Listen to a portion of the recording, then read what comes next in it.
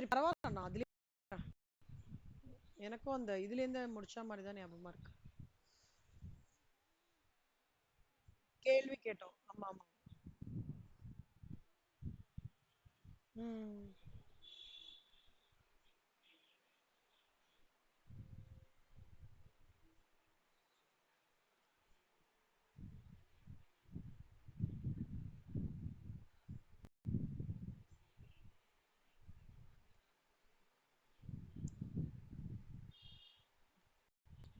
Okay.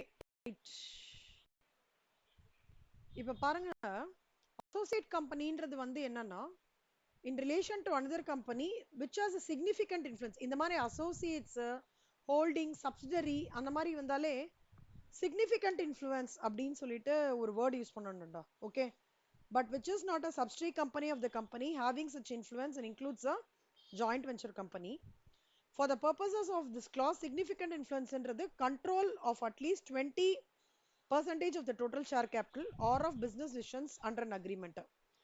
Associated கம்பெனியை வந்து சப்சிடின்னு சொல்ல முடியாதுயா, ஜாயிண்ட் வெஞ்சர்னு சொல்ல முடியாது. ஓகே, அதாவது it means a joint arrangement. Joint வெஞ்சர்னா ஜாயிண்ட் கண்ட்ரோல் இருக்கும். பட் அசோசியேட்டட் கம்பெனின்றது வந்து at least 25% of the total share capital or of business under agreement, அதான் அசோசியேட் கம்பெனின்றது. பப்ளிக் ஃபினான்ஷியல் இன்ஸ்டிடியூஷன்ஸ்ன்றது என்னன்னா செக்ஷன் 2 சப்செக்ஷன் 72ல எல்ஐசி ஆஃப் இந்தியா, அப்புறம் ஐஆர்எஃப், ஐடிஎஃப்சி அதாவது infrastructure development finance company, unit trust of India, central government வந்து எதெல்லாம் notify பண்றதோ அது எல்லாமே பப்ளிக் ஃபினான்ஷியல் கம்பெனிஸ். ஆனால் இது எல்லாமே எப்படின்னா, ஒன்று சென்ட்ரல் கவர்மெண்ட் நோட்டிஃபை பண்ணி ஆர்பிஐ கன்சல்டேஷனோ நடந்ததுன்னா அது public financial institutions.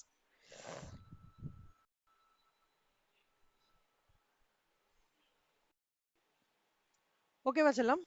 Right. See, no producer companies na என்ன அர்த்தம்னா, the concept of Keerthana, good evening செல்லம். Good evening Kana. The concept of producer company in India was introduced to allow cooperatives to function as a corporate entity under the Ministry of Corporate Affairs. A producer company can be defined as a legally recognized body of farmers, agriculturists with the aim to improve the standard of their living and ensure a good status of their available support, incomes and profitability. Under Companies Act 1956, a producer company வந்து formed by 10 individuals or 2 institutions or a combination of both having their business objective as ஏதாவது ஒரு objective இருக்கும்டா producer கம்பெனிஸ்ன்றது. Procurement இருக்கும், இல்ல production பண்ணுவாங்க, இல்ல ஹார்வெஸ்டிங்ல involve ஆயிடுவாங்க, grading, marketing, selling are export. Okay, producer கம்பெனியோட ஃபுல் இதுவுமே என்னன்னா கோஆபரேட்டிவ் பிசினஸை வந்து ஃபார்ம் பண்ணி okay makes it possible to convert the existing cooperative business into companies. அதான் இதுல வந்து செக்ஷன் 581B ஓடதுல வந்து கம்பெனிஸ் ஆக்ட் என்ன சொல்றாங்க அப்படின்னா, இந்த ப்ரொடக்ஷன், இந்த கம்ப்ளீட் ஆக்டிவிட்டிஸ் இருக்கு இல்லையா, இதெல்லா ஆக்டிவிட்டிஸையும் அவங்க கேரி அவுட் பண்ணலாம். ஆனா பிரைமரி ப்ராடியூஸ் என்னன்றத கம்பெனிஸ் ஆக்ட் 1956 வந்து கிளியரா சொல்றாங்க. எப்படின்னா, அக்ரிகல்ச்சர் ஒரு ஃபார்மர் பண்றது அனிமல் ஹஸ்பண்ட்ரியா இருக்கலாம், ஃப்ளாரிகல்ச்சரா இருக்கலாம், ஹார்டிகல்ச்சரா இருக்கலாம், விட்டிகல்ச்சரா இருக்கலாம், பெசிகல்ச்சரா இருக்கலாம், பீ ரைசிங்கா இருக்கலாம். அனிமல் ஹஸ்பண்ட்ரினா என்ன கண்ணா?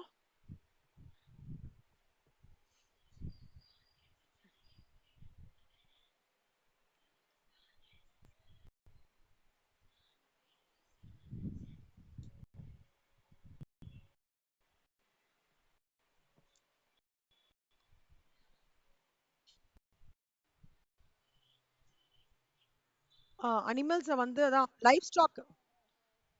கரெக்டா, லைஃப் ஸ்டாக் அவங்களோட கேர் பண்ற இடம் இருக்குல்ல, அது அனிமல் ஹஸ்பண்ட்ரி. ஃப்ளாரிகல்ச்சர்னா ஃப்ளவர். ஹார்டிகல்ச்சர்ன்றது ஃப்ரூட்ஸ் கல்டிவேஷன் பண்றது.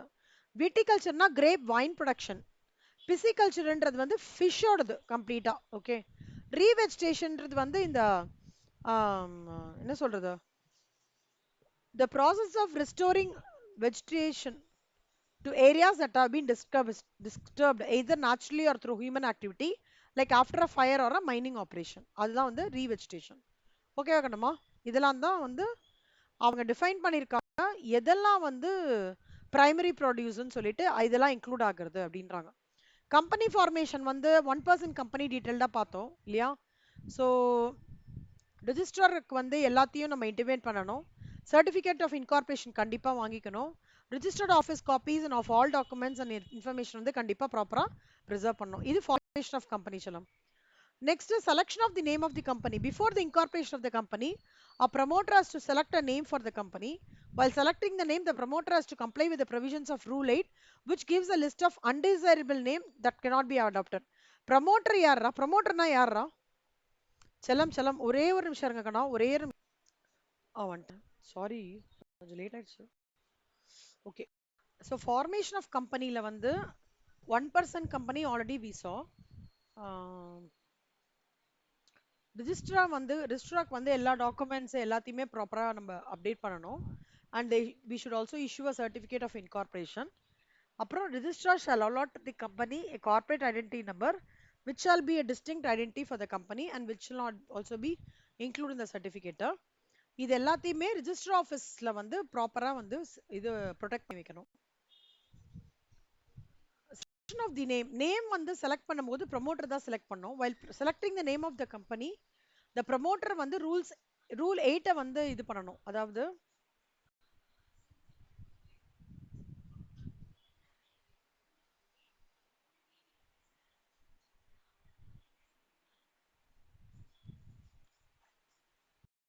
So form INC1 along with the fee அது ஒன்று பண்ணணும்.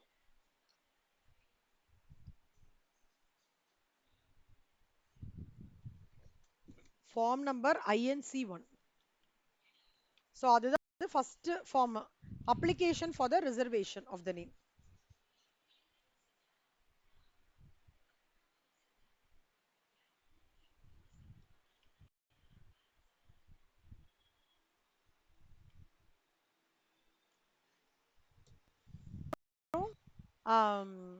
கவர்மெண்ட் வந்து சாரி கம்பெனி வந்து ரிஜிஸ்ட்ராக்கு வந்து நோட்டீஸ் கொடுக்கணும்.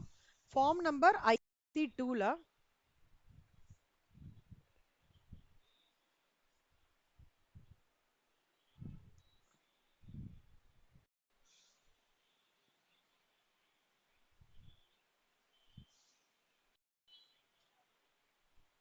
அப்புறம் ஃபார்ம் INC7ல வந்து along with the fees at the time of incorporation INC7 form number INC7 இது எல்லாமே forms to be submitted during incorporation.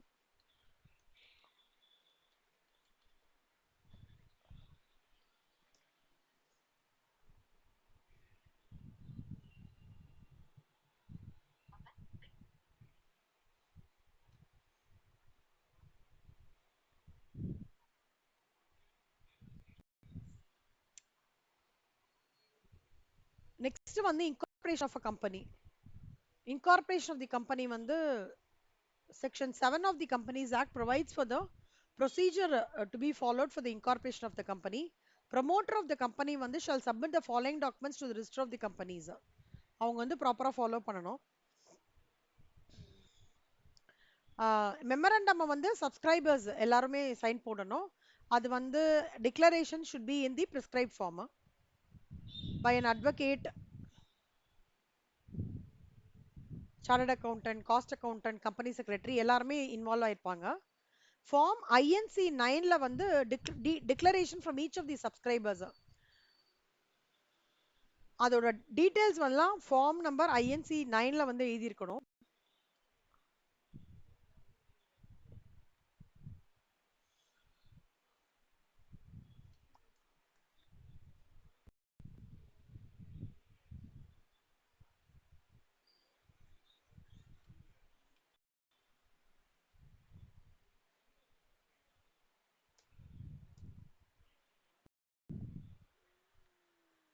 Address for the correspondence registered office update பண்ணியிருக்கணும்.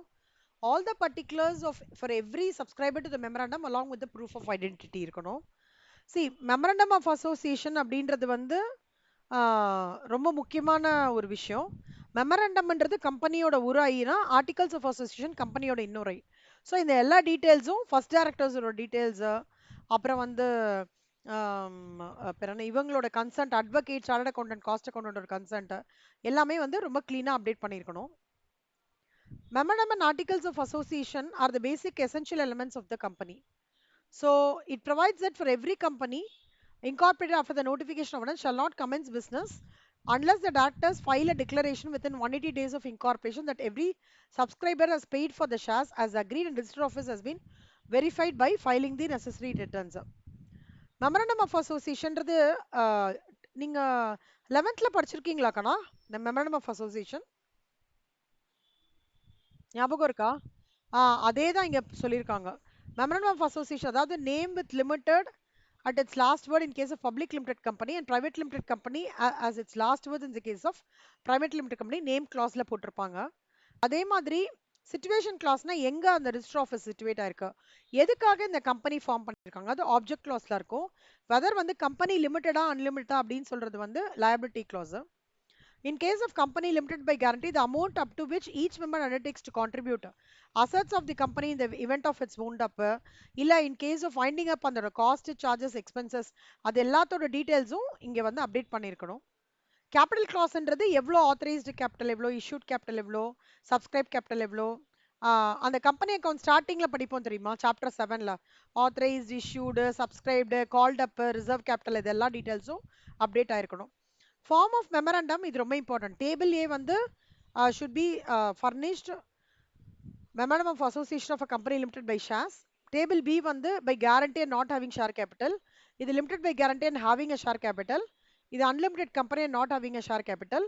இது of an unlimited company.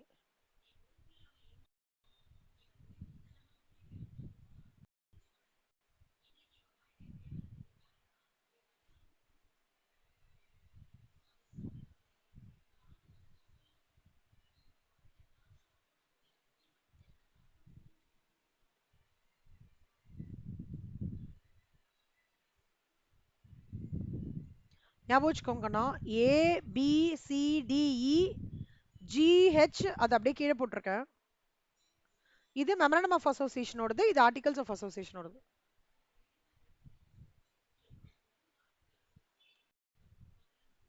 டாக்டரின் of ultra வயஸ், டாக்டரின் of ultra வயஸ்னா என்ன அர்த்தம்னா, it's applicable only to the acts done in excess of the legal powers.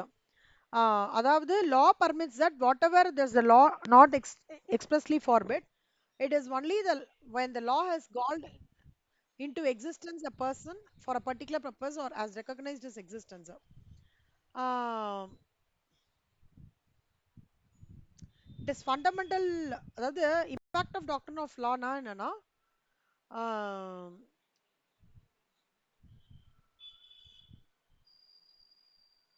the objects of the company as stated in the memorandum can be departed from only to the extent permitted by the act. Suppose memorandum of associationல கொடுத்திருக்கிற இதை வந்து exceed ஆச்சு, அதையும் தாண்டி வந்து work out பண்றாங்க அப்படின்னா, தென் அந்த மாதிரி சர்க்கம்ஸ்டான்சஸ்ல வந்து கம்பெனி வந்து என்ன சொல்றது, சூப்பர்சீட் பண்ணிருக்காங்க அப்படின்னு சொல்லுவாங்க. Suppose if you have supplied the goods or performed the service on such a contract or lent money, you cannot obtain the payment for recovery the or recover the money lent. But if the money advanced to the company has not been expended, the lender may stop the company from parting with it by means of an injunction. This is because the company does not become the owner of the money which is ultravise the company. See, anything that is basically not goes by the legal procedures ன்னு வச்சுக்கோங்களேன். அப்போ இந்த அல்ட்ராவயஸ்ன்ற doctor of அல்ட்ராவயஸ்ன்றது என்ன சொல்லும் அப்படின்னா, இப்போ goods வந்து supply பண்ணிருக்காங்க, கம்பெனிக்கு வந்து ஏதாவது ப்ராப்ளம் இருக்கு அப்படின்னா lender may stop the company from parting it by means of injunction. Suppose lender மே ஓனரா இருக்காங்கன்னா he can take back the property in that case. If the ultravise loan has been utilized in meeting lawful debt of the company, then the lender steps in the shoes of the debtor paid off and consequently he will be entitled to recover his loan to the extent from the. புரிஞ்சுதா உங்களுக்கு? ஏதாவது idea வருதா அல்ட்ராவயஸ்னா என்னன்னு? Okay. சிலம் correct, beyond the power பண்றதா அல்ட்ராவயஸ்டா, correct. செல்லமா ஒரே நிமிஷம், செல்லமா ஒரே நிமிஷம்.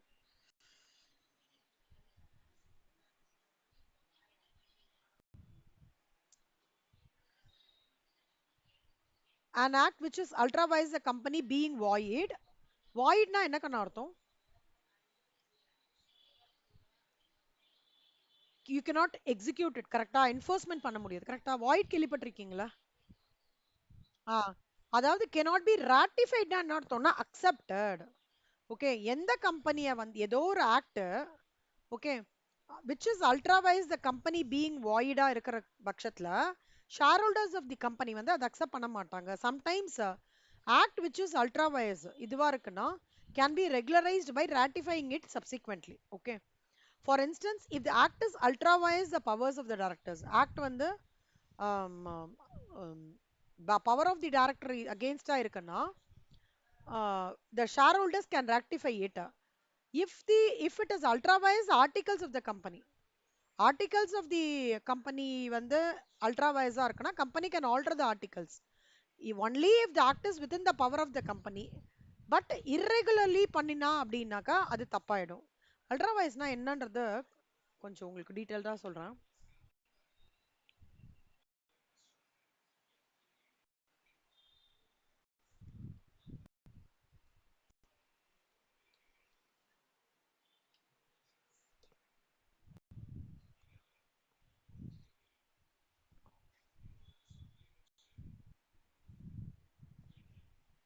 Ultra vires is Latin phrase that act requires legal authority but is done without it. ஓகேவா கண்ணா, புரியுதா? அதான் அல்ட்ரா வயசுன்னு. அல்ட்ரா வயஸ் இந்த கான்டெக்ட் ஆஃப் கம்பெனிஸ் ஆக்ட் குட்டியா ஃபர்ஸ்ட் சொல்லி தரேன்.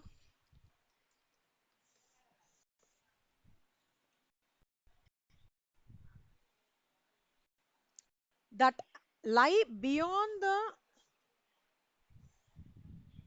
that lie beyond the authority of a corporation to perform. They act falls outside the powers that are specifically listed in a corporate charter or law.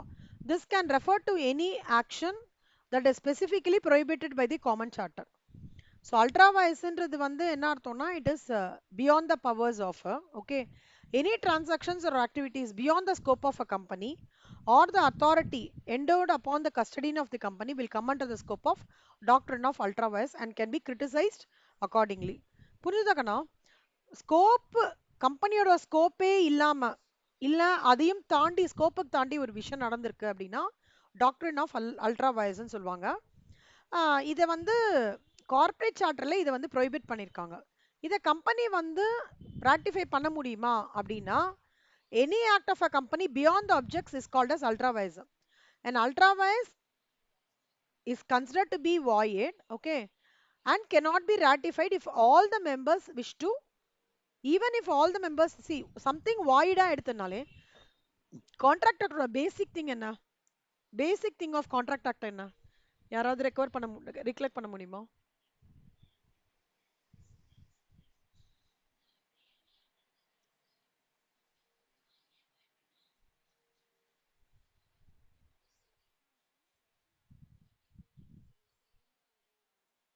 இல்லக்கண்ணா, வாய்டுன்றது ஒரு விஷயம் இல்ல, அதாவது கான்ட்ராக்டோட பேசிக் connect என்னடா வாய்டுக்கும் contract ஆக்டுக்கும்?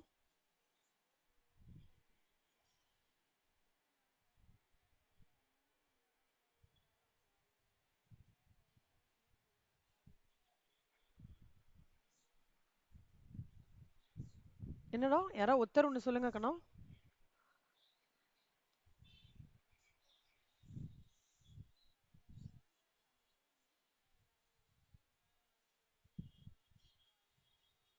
ஆ correct, கரெக்டா? அதாவது எல்லா மெம்பர்ஸும் பரவாயில்ல, இப்போ ஒரு ஆக்ட் நடந்துருத்துறோம், objects of the company beyond ஒரு ஆக்ட் நடந்திருக்குன்னு வச்சுக்கோங்களேன், அதை தான் அல்ட்ரா வயர்ஸ்ன்னு சொல்றாங்க. அந்த ஆக்ட் வந்து ப்ராபப்ளி அது ஃபேவரபிளா கூட இருக்கலாம் கம்பெனிக்கு, ஓகே, ஆனா அது ஆப்ஜெக்ட்ஸ் ஆஃப் தி கம்பெனில இல்ல அப்படின்னா அது கண்டிப்பா என்ஃபோர்ஸபிளே கிடையாதுல்ல, அதான வாய்டு. சப்போஸ் ஏதாவது மெம்பர்ஸ் வந்து அதனால என்ன அப்படின்னு சொன்னா கூட அத கண்டிப்பா அந்த ஆக்ட பர்மிட் பண்ண கூடாது, பர்மிட் பண்ண முடியாது, பர்மிட் பண்ணா தப்பு அப்படின்றத சொல்றது தான் இந்த point. So any act which is considered to be the ultra vires to the objects of the organization is considered to be void and cannot be ratified. Ratified na enna? Accepted. Accept பண்ணிக்க even if யாராவது members wish to accept ஆனாலும் accept பண்ணிக்க முடியாது. ஓகேவா கண்ணா? Ton. Super செல்லம். இதுதான்டா content. நான் ஒரு ஒரு சில விஷயங்கள் மட்டும் நான் சொல்றேன். நான் ரெக்கார்ட் பண்ணல இது. இப்போ அல்ட்ரா வயஸ் புரிஞ்சுதா உங்களுக்கு?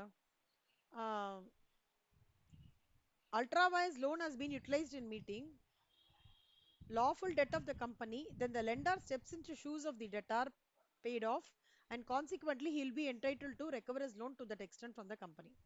புரிஞ்சுதா? அதாவது ஒரு டெட் இருக்கு, ஓகே, லெண்டரே வந்து டெட்டார் ஷூல பண்ணி பேமெண்ட் பண்ணிடுறாங்க, லேட்டரா அவன் தான் வந்து ரெக்கவர் பண்ணிக்கணும். ஓகேவா? கம்பெனி கிட்ட இருந்து. அதே மாதிரி any act which is ultra vires, the company being audited cannot be ratified by the shareholders. Sometimes act which is ultra vires can be regularized. Regularize பண்ணலாம் செல்லம், rectify பண்ண முடியாது. For instance, if the act is For instance, if the act is ultra vires the powers of the directors, the shareholders can ratify it. If it is ultra vires articles of the company can alter the articles. If it is within the if the act is within the power of the company but it's done irregularly, shareholder அப்படின்னா என்ன அர்த்தம்? ஒரு ultra vires powers of the director beyond the scope ஒரு விஷயம் நடந்துட்டு shareholder accept பண்ணிக்கலாம். ஆனா அது ஆர்டிகல்ஸ் ஆஃப் தி கம்பெனி தாண்டி பண்ணிட்டுனா கம்பெனிக்கு ஆர்டிகல்ஸையும் இது பண்ணலாம். அதெல்லாமே பவர் ஆஃப் த கம்பெனிக்குள்ள இருக்கணும். ஆனா இதையே ரெகுலரா பண்ணிட்டே இருந்தோம்னா, என்னைக்காவது ஒரு நாளைக்கு நான் வந்து என்ன சொல்றது, டைமுக்கு சாப்பிட மாட்டேன் அப்படின்னா பரவாயில்ல. நான் ரெகுலராகவே டைமுக்கு சாப்பிட மாட்டேன்னா it will result in lot of health இஷ்யூஸ்ல. அந்த மாதிரி நான் அல்ட்ரா வைஸ் கான்செப்ட்ன்றது.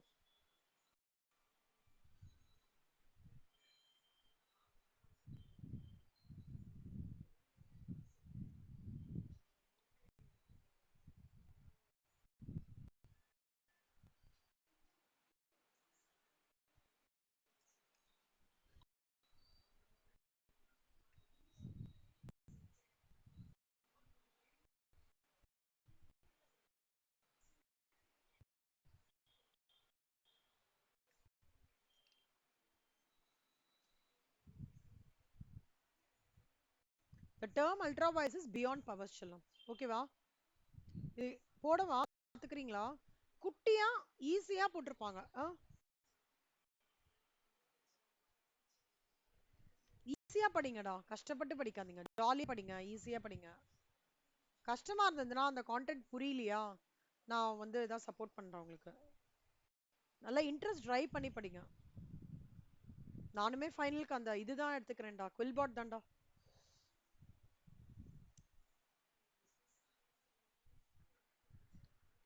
உங்களுக்கு ஏதாவது தெரிஞ்சா கூட சொல்லுங்க செல்லம் எனக்கு. இந்த மாதிரி ஏதாவது சிம்பிளிஃபிகேஷனா படிக்கிறது, நானும் அதை இம்ப்ளிமெண்ட் பண்ணிக்கிறேன்.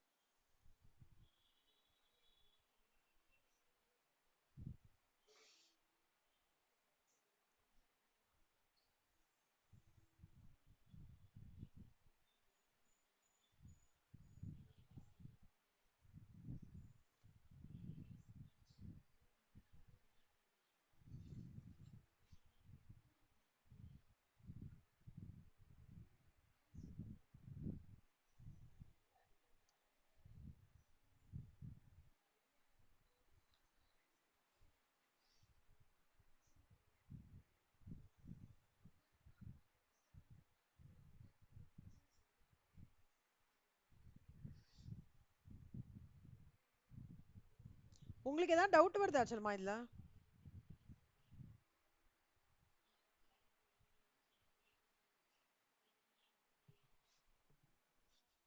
டவுட் வரல, குட். அல்ட்ரா வயஸ்னா என்ன? Beyond powers. Articles of association செல்மா, இதெல்லாம் காமர்ஸ் புக்ல ஞாபகம் இருக்கா? 12th commerce book படிச்சிருக்கீங்களாடா? அது அப்படியே படிங்கடா போதும். 12th காமர்ஸ் சமச்சீர்.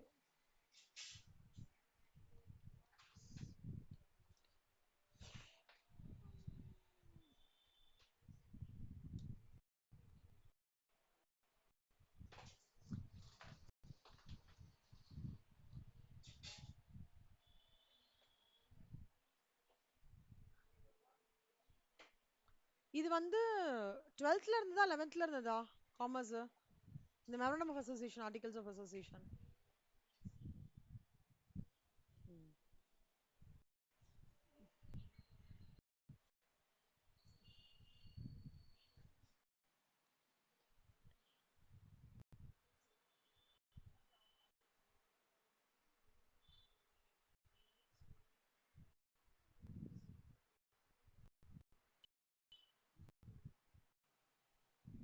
ஸ்லோவா இருக்குடா. அசோசியேஷன்றது வந்து எப்படின்னா table F in schedule 1 provides the matters interpretation share capital variation of rights line calls on shares transfer of shares transmission of shares forfeiture alteration capitalization buyback Kannamma இந்த எல்லாமே இருந்ததுன்னு நினைக்கிறேன்ல கரெக்டா?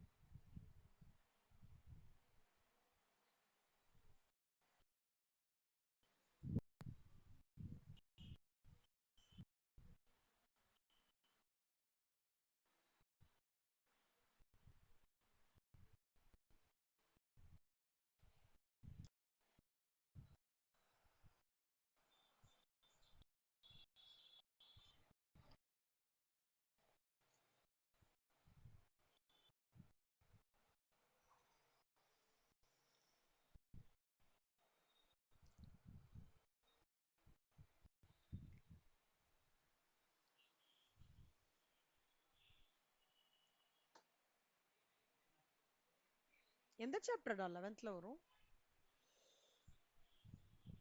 Hang.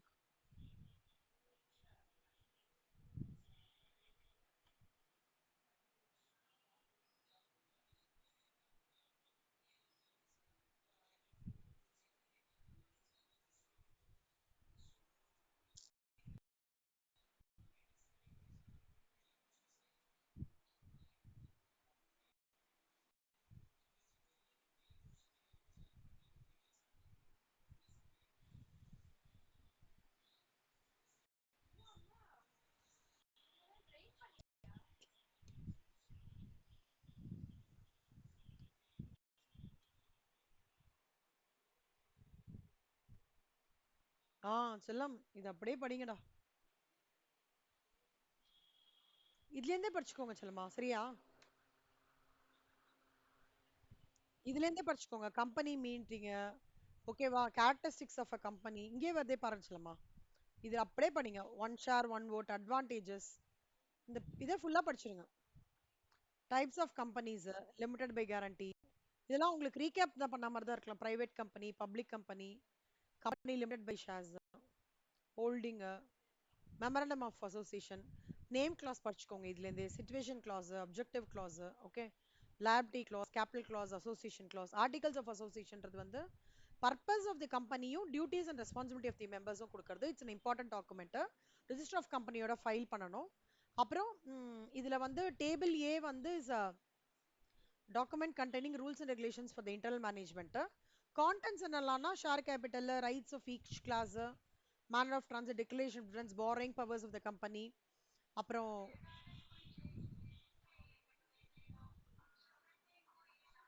procedure for conducting proxy quorum meetings procedures concerning keeping of books and auditor seal of the company winding up of the business. Okay செல்லம் இதுல இருந்து படிச்சுக்கோங்க. படிச்சுட்டு these are follows அது ஒண்ணுதான் நினைக்கிறேன் ஆல்மோஸ்ட்.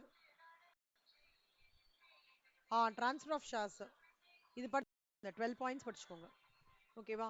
ஏதாவது 2 3 voting ரைட்ஸ் ப்ராக்ஸி மட்டும் இதுல இருந்து படிச்சுக்கோங்க. ஆனா அதுக்கப்புறம் இந்த டேபிள் ஜி தரவா படிக்கணும் கண்ணா. மெமரண்டம் ஆஃப் அசோசியேஷன் வந்து சோ இத டவுன்லோட் பண்ணிக்கிறீங்கல்ல கண்ணா? இந்த மித்ரா இதுல இருந்து படிச்சிடலாம் மித்ரா சரியா? இந்த memorandum of association articles of அசோசியேஷனோட இன்ட்ரோடக்ஷன் கிளாஸ் எல்லாம் இதுல இருந்து படிச்சிடலாம் தப்பு கிடையாது. டேபிள் ஜிஹெச்ஐஜே இதுக்கு படிங்க எம்சிக்யூஸ்ல வரும்.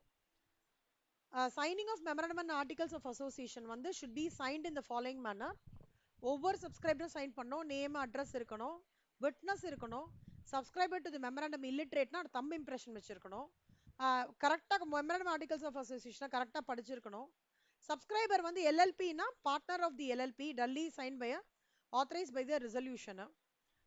சப்போஸ் வந்து அவங்க வந்து ஃபாரின் நேஷனல் ரிசைடிங் அவுட் இன்னானா எனி பார்ட் ஆஃப் காமன்வெல்த் அப்படின்னா நோட்டரி பப்ளிக் வந்து சைன் பண்ணியிருக்கணும். ஓகேவா? இல்ல in a country where which is a party to Hague Apostille Convention, the signature and address in the memorandum and articles of association proof of identity shall be notarized before the notary public of the country. Outside the commonwealth ன்னு வச்சுக்கோங்களேன், and இதுவும் கிடையாதுன்னா சிம்பிள்ரா. Diplomatic கன்சுலர் officer கிட்ட இருந்து ஒரு சாப்பா குத்தி sign வாங்கி வச்சுக்கணும். சிம்பிள். அவன் வந்து கம்பெனி வந்து இந்தியாவில் இன்கார்பரேட் பண்ண போறதாக சொல்றாங்க அப்படின்னா அவருக்கு வேலிட் பிசினஸ் விசா இருக்கா அப்படின்னு பார்க்கணும். அவ்வளவுதான். So signing of memorandum of association இந்தியாவில் இருக்கிறவங்களுக்கு எப்படி, இந்தியாவில் வெளில இருக்கிறவங்களுக்கு எப்படி, இல்லிட்டா இருக்கிறவங்களுக்கு எப்படி, அது அந்த கான்ட்ராக்ட் தான் இருப்பாங்க. எல்எல்பியா இருந்தா எப்படி, அந்த கான்ட்ராக்ட் தான் இங்க சொல்லியிருக்காங்க. இது நான் நாளைக்கு எடுக்கிறேன் கண்ணா. ஓகேவா? ஆல்ட்ரேஷன் ஆஃப் ஆர்டிகல்ஸ்லாம் வந்து நாளைக்கு எடுக்கிறேன். இது ஒரு ஸ்ட்ரெச் மெமரண்டம் ஆர்டிகல்ஸ் ஆஃப் அசோசியேஷனோட இது அதை ப்ராப்பரா மெயின்டைன் பண்ணலைன்னா என்ன அப்படின்றதுலாம் ஸ்ட்ரெச். ஓகேவா? சி மெயினா ரொம்ப இம்பார்ட்டன்ட் எதுன்னு நான் சொல்லிடுறேன். இதுதான், இது ரொம்ப இம்பார்ட்டன்ட் டேபிள்ஸ். ஓகேவா? இன்னைக்கு டாக்டர் ஆஃப் அல்ட்ரா வயஸ் பார்த்தோம், அந்த டேபிள்ஸ் மெயினா பாருங்க, அதான் ரொம்ப இம்பார்ட்டன்ட். அவ்வளவுதான், வேற எதுவும் இல்லை செல்லம். ஓகேவா? அப்படியே கண்டினியூ பண்றீங்களா செல்லம் கிளாஸ் ஓஆரோடது? இல்ல ஒரு பிரேக் எடுத்துக்கிறீங்களா? 5 minutes பிரேக் எடுத்துட்டு வரீங்களா?